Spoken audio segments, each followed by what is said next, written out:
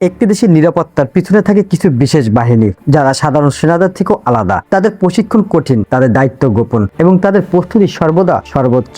বাংলাদেশেও রয়েছে এমন কিছু এলিট ইউনিট যারা দেশের সবচেয়ে কঠিন দায়িত্ব পালন করে। এলিট বাহিনী কি? এলিট বাহিনী বলতে বোঝায় বিশেষভাবে প্রশিক্ষিত সৈন্য, দ্রুত প্রতিক্রিয়া সক্ষমতা, জটিল ও ঝুঁকিপূর্ণ মিশনের পরিচালনা। এই বাহিনীগুলো সাধারণত সন্ত্রাস দমন, উদ্ধার অভিযান এবং বিশেষ অপারেশনে কাজ করে। বাংলাদেশ সেনাবাহিনীর অন্যতম elite unit para commando brigade. অত্যন্ত কঠোর প্রশিক্ষণ, প্যারাশুট অপারেশন, দ্রুত আক্রমণ ও বিশেষ মিশন। তাদের মূল লক্ষ্য উচ্চ ঝুঁকির পরিস্থিতিতে দ্রুত ও কার্যকর পদক্ষেপ নেওয়া। বাংলাদেশ নৌবাহিনীর বিশেষ ইউনিট স্পেশাল ওয়েফার ড্রাইভিং অ্যান্ড সার্ভাগে, পানি নিচে অপারেশন, উদ্ধার ও ড্রাইভিং মিশন, নৌ নিরাপত্তা কার্যক্রম। এটি দেশের অন্যতম দক্ষ নৌ বিশেষ বাহিনী। বাংলাদেশ বিমান বাহিনীতে রয়েছে বিশেষ ইউনিট এয়ারফোর্স স্পেশাল ফোর্স, বিমান ঘাঁটির নিরাপত্তা, বিশেষ পরিস্থিতিতে দ্রুত প্রতিক্রিয়া, কৌশলগত সাপোর্টের অপারেশন। বাংলাদেশের সবচেয়ে পরিচিত এলিট ফোর্সগুলোর একটি র্যাপিড অ্যাকশন ব্যাটালিয়ন, সন্ত্রাস দমন, অপরাধ নিয়ন্ত্রণ, উচ্চ ঝুঁকির অভিযান। এই বাহিনী দেশের অভ্যন্তরীণ নিরাপত্তায় গুরুত্বপূর্ণ ভূমিকা রাখে।